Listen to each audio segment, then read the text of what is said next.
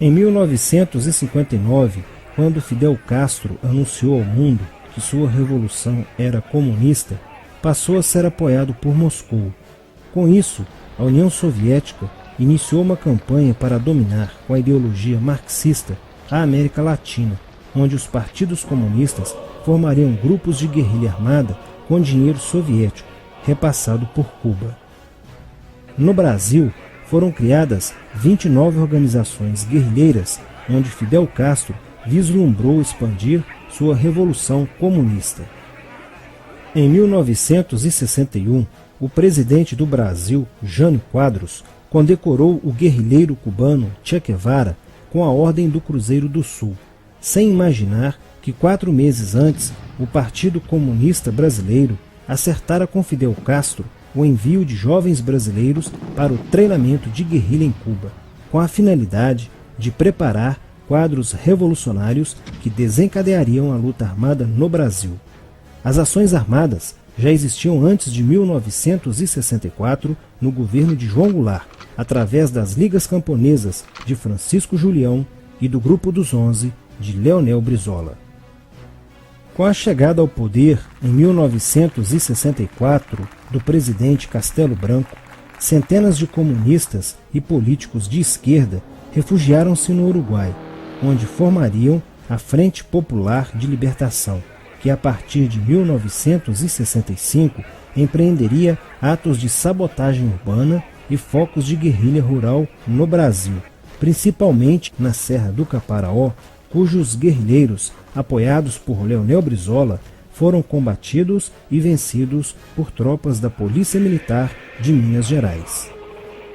Em 1966, a esquerda brasileira, decidida a tomar o poder à força e em curto prazo, passou a adotar táticas terroristas como as que foram usadas pelo grupo guerrilheiro Ação Popular, que ao explodir uma bomba no saguão do Aeroporto Internacional de Guararapes, em Recife, matou o jornalista Edson Regis de Carvalho e o almirante Nelson Gomes Fernandes. A influência da Revolução Cubana passou a servir de modelo para muitos revolucionários como Carlos Marighella, do PCB, que em 1967 viajou a Cuba e participou de um evento sobre a propagação da luta armada no território brasileiro. De volta ao Brasil, em setembro de 1967, Marighella criou a Ação Libertadora Nacional, ALN, e começou a recrutar jovens brasileiros entre os estudantes que, depois de preparados ideologicamente, foram enviados a Cuba. Em 1968, com a chegada ao Brasil do primeiro contingente da ALN de guerrilheiros formados em Cuba, entrou em cena Carlos Lamarca, capitão do Exército e militante da Vanguarda Popular Revolucionária, VPR, que se uniu a Marighella e em janeiro de 1969 explodiu 50 quilos de dinamite no QG do 2º Exército, matando na explosão o soldado do Exército Mário Cosel Filho e ferindo 6 militares. E ainda, na cidade de São Paulo, os guerrilheiros avançaram com um veículo roubado e abordaram o capitão Chandler, do Exército dos Estados Unidos, que se encontrava no interior de um automóvel quando saía de sua residência. Chandler foi morto por uma rajada de metralhadora em frente da esposa e do filho de 9 anos. O Comando de Libertação Nacional, Colina, criado em Belo Horizonte no ano de 1968, executou na capital mineira vários assaltos a agências bancárias e atentados à bomba. Os guerrilheiros se reuniam durante as sessões de cinema no Cine Caiaca, localizado na área central de Belo Horizonte, para planejarem as ações de terror e guerrilha. A situação estava ficando caótica no país. Os guerrilheiros praticavam atentados à bomba nas grandes cidades, matando e ferindo vários inocentes, aumentando a insegurança e o medo da população, que passou a exigir ações imediatas do governo brasileiro para acabar com a violência praticada pela guerrilha. Atendendo ao clamor público para combater o terrorismo e a guerrilha com mais rigor, o presidente Costa e Silva editou o Ato Institucional número 5, AI-5, que previa o exílio e punições mais severas aos autores de atos de guerrilha terrorista praticados contra a população brasileira. Em desafio à nova medida do governo de proteção à sociedade, Carlos Marighella, em 1969, lançou o seu mini-manual do guerrilheiro urbano. Neste mesmo ano, só no Rio de Janeiro, a ALN, para aumentar os seus recursos financeiros, praticou 30 assaltos, sendo a maioria deles contra as agências bancárias. E ainda, em 1969, a ALN, juntamente com o movimento revolucionário 8 de outubro, o MR8, sequestrou o embaixador dos Estados Unidos, Charles Burke. O sequestro foi sugerido pelo guerrilheiro Franklin Martins.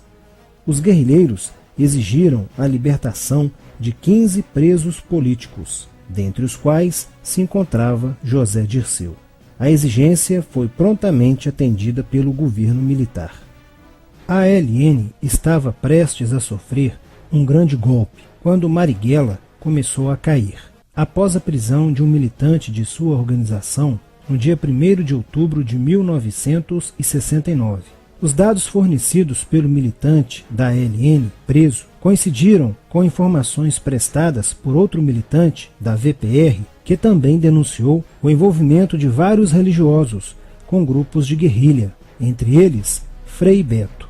Quando Frei Fernando e Frei Ivo, também envolvidos com os grupos guerrilheiros, foram presos e logo após interrogados, os religiosos entregaram o ponto de contato de Carlos Marighella, na cidade de São Paulo.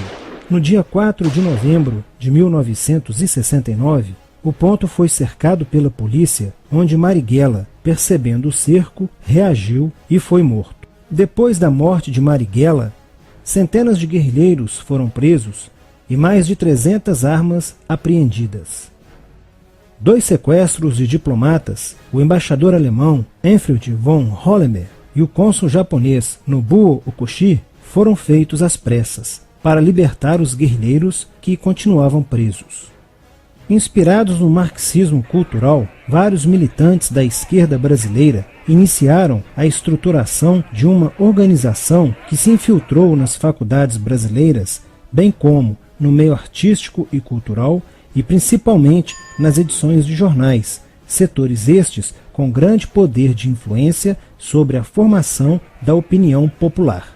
Durante as manifestações, vários militantes comunistas, usando armas de fogo, eram infiltrados no movimento estudantil e disparavam contra os manifestantes, na intenção de colocar a opinião pública contra o regime militar.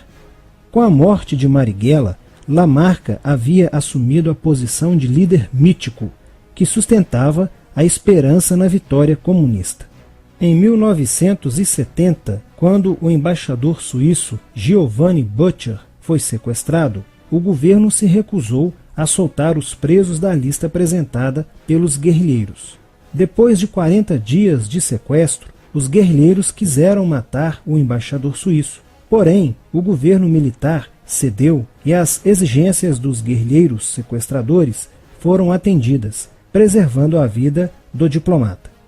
Na cidade de São Paulo, o cerco sobre a vanguarda popular revolucionária, liderada por Carlos Lamarca, estava se fechando. Isso fez com que Lamarca fugisse para o Vale da Ribeira e montasse um campo de treinamento para a guerrilha. Na tentativa de descobrir este campo, tropas da Polícia Militar do estado de São Paulo foram deslocadas para a região. No dia 8 de maio de 1970, um pelotão comandado pelo tenente da Polícia Militar, Alberto Mendes Júnior, foi emboscado e rendido por guerrilheiros da VPR. O tenente Mendes foi feito refém e obrigado a seguir com os guerrilheiros na direção de 7 Barras. Depois de um dia e meio andando pela mata, Lamarca formou um tribunal revolucionário e decidiu matar o tenente Mendes, que teve o crânio esmagado por coronhadas de fuzil desferidas pelos guerrilheiros Diógenes e Fujimori. Apesar do cerco, Lamarca conseguiu escapar e em 1971 chegou ao sertão da Bahia. Depoimentos de guerrilheiros presos em Salvador levaram o exército ao esconderijo de Lamarca, que, estando armado de metralhadora, reagiu à prisão e foi morto. Após a morte de Lamarca, o número de militantes presos era bem maior que o número de guerrilheiros em ação no Brasil. Os guerrilheiros, percebendo que o cerco estava se fechando, passaram a sequestrar aviões comerciais e obrigar o piloto a desviar para outro país, onde pudessem se exilar. 4 desses aviões foram desviados para Cuba. Os guerrilheiros comunistas estavam perdendo a guerra. Os militantes que abandonavam as armas eram acusados de traição nos tribunais vermelhos e executados pelos próprios companheiros, em atos de justiçamento. Já no início de 1971, o PCdoB conduzia o trabalho de campo na região do Araguaia, na divisa entre os estados de Goiás, Pará e Maranhão, com a missão de implantar um núcleo guerrilheiro que tinha por objetivo fomentar uma revolução socialista, onde centenas de guerrilheiros já haviam se estabelecido há pelo menos 6 anos.